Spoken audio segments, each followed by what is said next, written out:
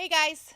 This week on the GSCC Youth Instagram, we polled you guys to find out something that most people don't know about you.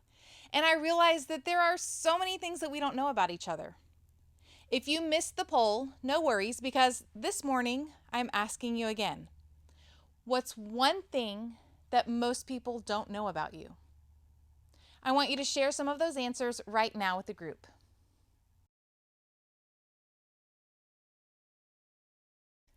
Amazing, right? I think we all have things about us that no one knows. In some ways, every person is like a prism. Remember these things from science class? At first, it just looks like a piece of glass, but every once in a while, the light hits it just right and all the different colors appear. All of a sudden, we see things that we couldn't see before. In the same way, we can't know everything that there is to know about someone just by looking at them. The truth is, even if you know plenty of other people and other people know you, we can still live feeling like nobody really knows us at all. Here's what I mean. We all experience loneliness at times. Whether you have close friends or acquaintances, a crowd to hang with, or a few people, a constant stream of communication on Discord, or a few texts here and there are times when it's easy to feel like we don't really fit in, or no one really knows us. In fact, there's actual research about this very thing. Just this week, I read a survey of a bunch of middle school and high school students. On the day of the survey, 40% of them said that they felt lonely or disconnected from other people most of the time. Think about your class at school and picture 10 people. At least 4 of those 10 people feel disconnected from other people most of the time. With that said, I want you to know that 2 things are true. First, everybody feels this way. Literally everybody. The popular person, they feel lonely and disconnected at times. That person who has a ton of friends, them too. That dating couple, the single people, this isn't just a teenager thing either. Every adult in this room would tell you that we experience it too. The feeling that we're disconnected or somehow separated from others is pretty common for most humans. We're all pretty sure that it's not supposed to feel this way, right? Isn't there something in us that feels like we're not supposed to feel disconnected from others? Something in us that tells us that we're not meant to live feeling alone or like an outsider? I can't explain it, but we feel it. We weren't created to live like this, to live disconnected. And sometimes we can feel that way about God too. For some of you, you feel or you've been taught that God is close to you and cares about your life.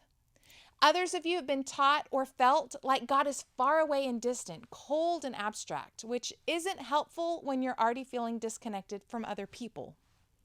The idea of Jesus sounds nice, but let's be honest. As incredible as it is to know that Jesus died on a cross for my sins, it doesn't always feel helpful when I'm disconnected from everyone and alone on a Friday night.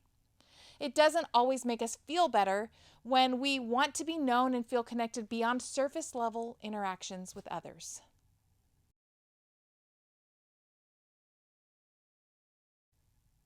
In the same way that people are like prisms, Jesus is too.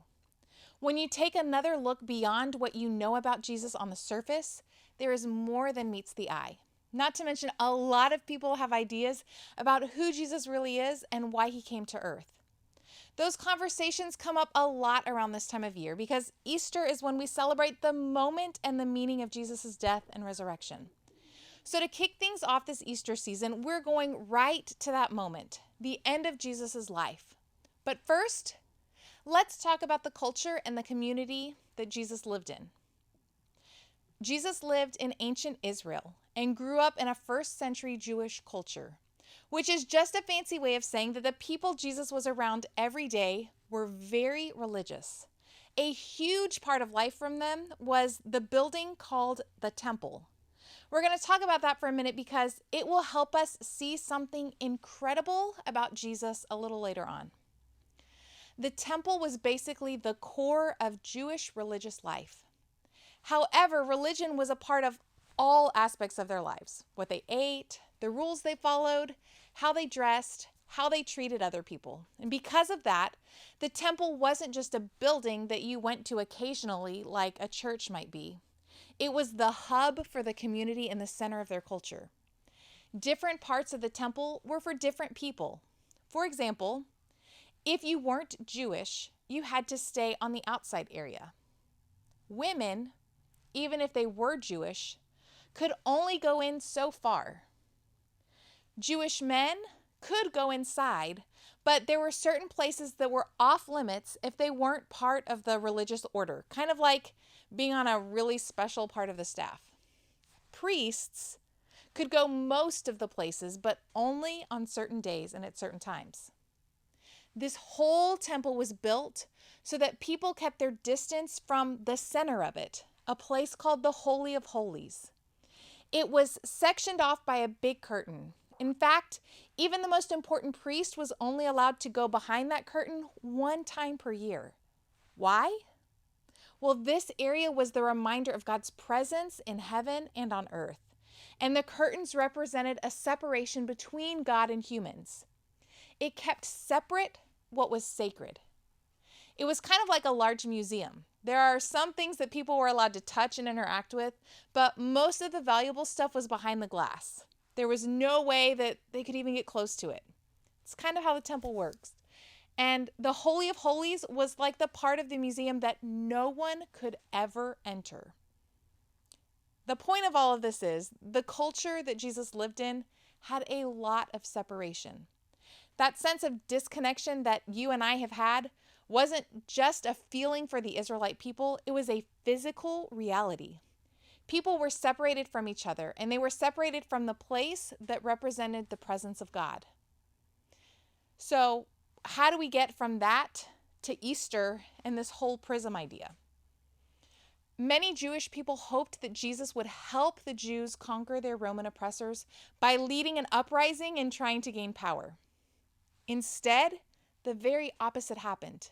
The Romans arrested Jesus for made-up reasons, took him through a shady court system that framed him, and then sentenced him to death. Matthew, a close follower of Jesus, reported what happened next. They came to a place called Golgotha, which means the place of the skull. There, they offered Jesus wine to drink mixed with gall, but after tasting it, he refused to drink it.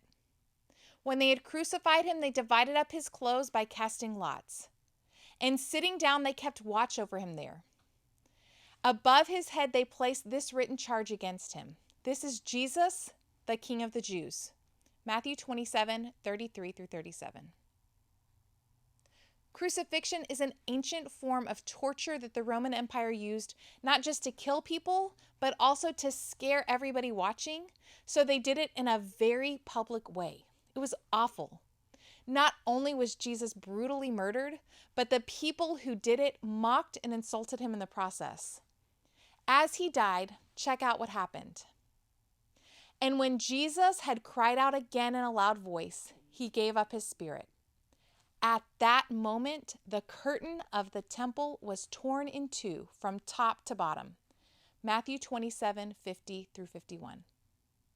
Remember that curtain? The one that separated God from everybody else? It was ripped apart, torn from top to bottom. How did God do that? I have no idea. But what I do know for sure is that the message was super clear. The days of separation were over forever. In one moment, Jesus changed everything. He made it perfectly clear what his life was all about up until that point. There is no separation when it comes to you and God. No curtain, no court, no wall, nothing. You may feel distant from your friends and family, but God is close. God is always there. You may feel like other people don't know you or don't want to be close to you, but God does. You may feel like you have to be good or well-behaved to be around God, but you don't. Nothing you do or don't do can separate you from having access to the God who loves you. Jesus turned the world upside down, defeated death, and tore the curtain from top to bottom to prove to us that we are meant to be close, not separated or alone. Think of it this way. One of the things Jesus wishes you knew and never forgot is this: you can be close to God. You may feel disconnected from everyone else around you, but you never have to be disconnected from God. There's no curtain between God and you. Jesus came to show us God is there, close to you, no matter what.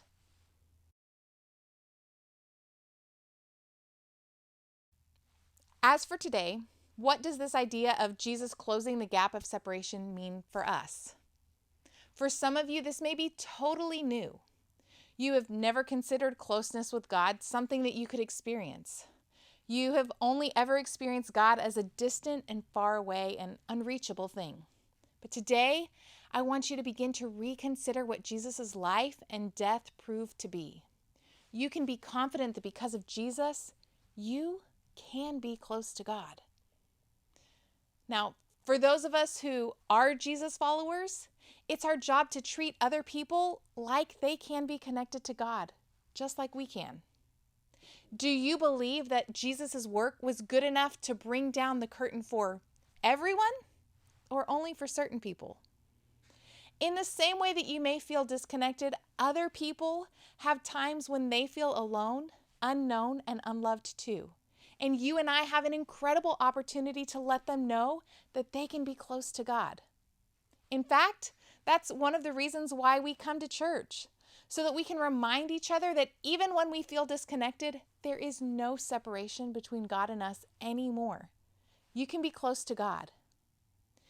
Will you still long for good community and friendships? Absolutely. God wired you for other people, and that's a good thing. Those relationships are important, and we should pursue them. But God is close to us and understands us even better than people can. Our own emotions will tell us that people don't get us. When those things happen, let them remind you that you have a God who wants to be close to you and who has made a way through Jesus so that you will never be alone.